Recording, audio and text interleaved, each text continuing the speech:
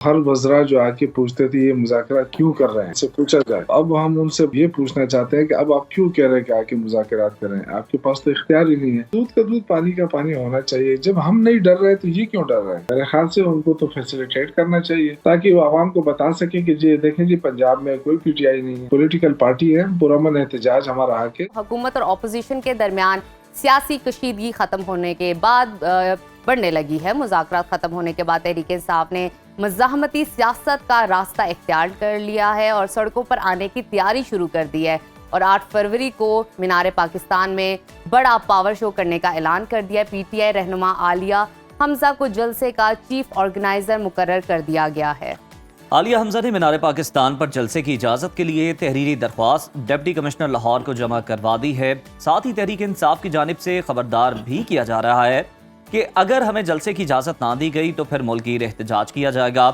दूसरी जानिब गुज़श्ता रोज़ स्पीकर कौमी असम्बली अयाज सादिक ने पार्लियामेंट हाउस में जुनेद अकबर समेत पीटीआई के अरकान कौमी असम्बली से खुशगवार माहौल में मुलाकात की। उन्हें सियासी माहौल को बेहतर बनाने की अपील की और कहा कि मामलात का हल बातचीत से निकाला जाए। पीटीआई रहनुमाओं ने ऐवान को बेहतर अंदाज में चलाने पर स्पीकर अयाज सादिक के किरदार को सराहा। नाजरीन, इसी तमाम सूरत हाल पर बात करने के लिए इस वक्त हमारे साथ मौजूद हैं पीटीआई के सीनियर रहनुमा शौकत यूसुफजई साहब। शौकत साहब, बहुत शुक्रिया आपके वक्त का। सबसे पहले आपसे जानना चाहूँगी कि पीटीआई मुकम्मल तौर पर हुकूमत से मुज़ाकरात ख़त्म कर चुकी है। ज़राए के हवाले से ख़बरें भी आ रही हैं कि हुकूमत कमीशन के बजाय खसूसी कमेटी और पार्लिमानी कमेटी बनाने के लिए तैयार है। क्या पीटीआई भी अभी अपने रवैये में लचक दिखाने के लिए तैयार है या नहीं, बताइएगा। बहुत शुक्रिया। या तो हुकूमत की तरफ से कौन सा ऐसा ऑफर दी गई है या कौन सी ऐसी अच्छा इकदाम उठाया गया है कि हम अपने रवैये में लचक पैदा करें। हमारे लचक तो ये था कि हम इतने दिन तक एक पूरा महीने से ज़्यादा मुज़ाकरात के लिए बैठे रहे और वो आगे से मजाक उड़ाते रहे और हर वज़रा जो आके पूछते थे ये मुज़ाकरा क्यों कर रहे हैं, इनसे पूछा जाए। तो अब हम उनसे ये पूछना चाहते हैं कि अब आप क्यों कह रहे हैं कि आके मुज़ाकरात करें? आपके पास तो इख्तियार ही नहीं है। हम तो पहले भी कहते थे कि इख्तियार नहीं है, लेकिन इन मुज़ाकरात के साथ हुकूमत एक्सपोज हो गई है और जो जो मुतालबात हमने रखे थे वो तो 2 ही मुतालबात थे, तो इतने ज़्यादा तो थे नहीं। और जुडिशल कमीशन बनाने में हुकूमत का सिर्फ ये कि वो खुद डर रही है, खौफज़दा है कि हमारे नाम बीच में ना आ जाए, क्योंकि मुलविस तो हुकूमत रही है इसमें। तो अब ये खौफ उनको खा रही है। अदरवाइज जुडिशल कमीशन बनाने में कोई मजाक नहीं है। इससे पहले भी जुडिशल कमीशन बन चुके हैं। आपको याद है जब मॉडल टाउन का वाकया हुआ तो उन्होंने बनाने पे एतराज नहीं किया और लेकिन बदकिस्मती से कि उस पर भी फिर आमद दरामद नहीं हुआ, आगे वो चीज़ आगे नहीं बढ़ सकी। शौकत साहब, शायद हुकूमत जो बातें भी सुनने को मिल रही हैं वो उन्हें यही मसला दरपेश होगा कि आप लोग जो है वो फिर कुछ नामों पर भी एतराज़ करेंगे और तहफ़्फ़ुज़ात का इज़हार करेंगे कि जनाब इनको शामिल होना चाहिए, इनको नहीं। क्या ये वजह है कि इस वजह से जुडिशल कमीशन बनाने की तरफ हुकूमत नहीं आ रही? नहीं, ये तो बात की बात थी ना। टीवार्स तो अलग चीज होती है, उस पर तो देखें गवर्नमेंट हुकूमत बैठती है, लेकिन हम तो ये चाहते हैं कि सीनियर लोग हों। देखिए, सीनियर लोगों का मुतालबा हमने उस वक्त भी किया था जब चीफ जस्टिस फायज ईसा चीफ जस्टिस थे। हम उस वक्त भी कह रहे थे कि जी सीनियर लोगों पर मुश्तमिल कमीशन बनाया जाए।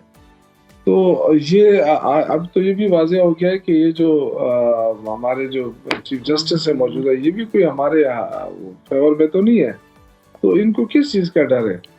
और दूसरी बात यह कि इसमें किसी को सज़ा जजा की तो बात ही नहीं है, ये तो फैक्ट फाइंडिंग है। और सिर्फ ये कि कम अज़ कम ये चीज़ सामने आ जाए कि तहरीक इंसाफ इसमें कितनी मुलविस है या नहीं है, ये चीज़ें देखनी है। क्योंकि इस पर आगे हमने सियासत, ये तो सियासत हो रही है ना, आगे इन्होंने इस पर सियासत करना है। हर इलेक्शन में ये नारा होगा कि जी ये तो देखें 9 मई वाले हैं, ये तो देखें 26 नवंबर वाले हैं। तो क्यों ना मतलब पूरी पार्टी आप चाहते हैं कि इलेक्शन से पहले ये जो इल्जामात हैं, ये जो धब्बा लगाने की कोशिश की जा रही है, ये हट जाए? मेरे ख्याल से देखें, दूध का दूध पानी का पानी होना चाहिए। जब हम नहीं डर रहे तो ये क्यों डर रहे हैं? हमें ये कहा जा रहा है कि जी ये 9 मई के जिम्मेदार हैं, तो हम तो कह रहे हैं कि जी जुडिशल कमीशन बनाए, तो फिर क्यों डर रहे हैं? ये हम पे साबित करें कि हमने किया है। तो मेरे ख्याल से ये तो अच्छी बात है, हम माफी भी मांग लें। बिल्कुल ठीक। शौकत साहब, تھوڑا سا آگے چلتے ہیں. مجھے اب بات کر لیتے ہیں پی ٹی آئی کے اعلان کے حوالے سے اور جو انہوں نے جلسے کی تیاریوں کے حوالے سے بات کرتے ہیں. پی ٹی آئی 8 فروری کو احتجاج کا اعلان کر رکھا ہے انہوں نے, اور مینار پاکستان میں پاور شو کا فیصلہ بھی کیا ہے. اگر لاہور میں جلسے کی اجازت ان کو نہیں ملتی تو پھر کیا لاہ عمل ہوگا پی ٹی آئی کی جانب سے؟ دیکھیں, پنجاب کی جو چیف آرگنائزر ہے علی حمزہ, اس کو ٹاسک دیا گیا ہے, انہوں نے اعلان کیا ہے کہ ہم جلسہ کریں گے پنجاب میں. اور یہ بھی ایک بہترین موقع ہے کہ جو مریم بی بی کہتی ہے کہ پنجاب میں تو پی ٹی آئی کا کوئی ہے ہی نہیں, تو جب نہیں ہے تو پھر کیوں خوفزدہ ہے؟ میرے خیال سے ان کو تو فیسیلیٹیٹ کرنا چاہیے تاکہ وہ عوام کو بتا سکیں کہ جی دیکھیں جی پنجاب میں کوئی پی ٹی آئی نہیں ہے. تو یہ تو ایک بہترین موقع ہے ان کے ساتھ. لیکن مجھے پتا ہے کہ یہ چونکہ پنجاب میں انہوں نے منی مارشل لا لگایا ہوا ہے اور جو پولیٹیکل ایکٹیویٹیز ہے اس پہ پابندی ہے. ایون کہ آپ مریم نواز کے خلاف وہاں کوئی اسپیچ کریں تو اس پہ آپ کو جیل میں بند کیا جائے گا. تو یہ جو مہارانی بنی ہوئی ہے, اس سے دیکھیں یہ سمجھتی ہے کہ شاید میں بہت اچھی ایڈمنسٹریٹر ہوں اور میں نے سب کچھ کنٹرول کیا ہوا ہے, لیکن یہ لاوا ہے, پک رہا ہے. اور ایسا نہ ہو کہ مطلب سر آپ نے لاوا کی بات کی شوکت صاحب, تو دوسری طرف ہم یہ بھی دیکھ رہے ہیں کہ جنید اکبر صاحب وہ بھی اب علی امین گنڈا پور کی طرح جارحانہ رویہ اختیار کرنے لگے ہیں. وفاقی حکومت کو پنجاب کے راستے بند کرنے اور اسلام آباد مارچ کرنے کی انہوں نے دھمکی بھی دی ہے. پی ٹی آئی پھر کب پنجاب کے راستے بند کر رہی ہے اور اسلام آباد کی طرف مارچ کرنے جا رہی ہے؟ اور ایک اور سوال یہ بھی ہے کہ بانی پی ٹی آئی کے بنا اب تک تو کوئی احتجاج جو ہے وہ اس طرح سے ہم نہیں کامیاب دیکھ رہے, یا اتنا بڑا کراؤڈ نہیں دیکھ رہے جو پہلے جلسوں میں ہوا کرتا تھا. دیکھیں, بانی پی ٹی آئی کے بغیر کتنے بڑے بڑے جلسے ہوئے ہیں, کتنے بڑے بڑے ریلیز ہوئی ہیں. میرے خیال سے ہم پنجاب کی شوکت صاحب پنجاب کے تناظر میں بات کر رہے ہیں. نہیں, پنجاب کے تناظر میں تو یہی کہہ رہا ہوں نا کہ آپ پولیٹیکل ایکٹیویٹیز کی آزادی دیں. آپ فورس کو سامنے لا کے کھڑا کر دیتے تو ہم کیا کریں؟ آپ بتائیں مجھے. وہ شیلنگ کر دیتی ہے وہ, اور آگے سے کوئی مزاحمت کی جائے تو کہتے ہیں یہ انتشاری ہے, یہ غدار ہے, یہ دشمن ہے. تو اسی پر جنید صاحب کا بھی یہ بیان ہے نا, وہ کہہ رہے ہیں کہ پہلے ہمیں پتہ نہیں تھا اسلام آباد میں 26 نومبر میں کہ ہمارے ساتھ کیا سلوک ہوگا, اب ہمیں پتہ ہے تو ہم تیاری کے ساتھ نکلیں گے. نہیں, میرے خیال سے ہم پولیٹیکل لوگ ہیں, یہ باتیں غلط ہیں. ہم کیا تیاری کریں گے؟ ہم اسی طرح جائیں گے. ہم صرف آواز ہی اٹھا سکتے ہیں. سیاسی جماعت ہے, سیاسی وہ ہے. یہ تو دیکھیں نعرہ ہے لوگوں کو وہ کرنے کے لیے. ویسے تو ایک پولیٹیکل پارٹی ہے, پرامن احتجاج ہمارا حق ہے. اور آپ کہتے ہیں پنجاب کیسے بند کریں گے؟ ظاہر ہے جب دھرنے کا اعلان ہو گیا اسلام آباد چلو, تو پھر یہ پاکستان خود ہی بند کر دیتے ہیں دو دن پہلے ہی.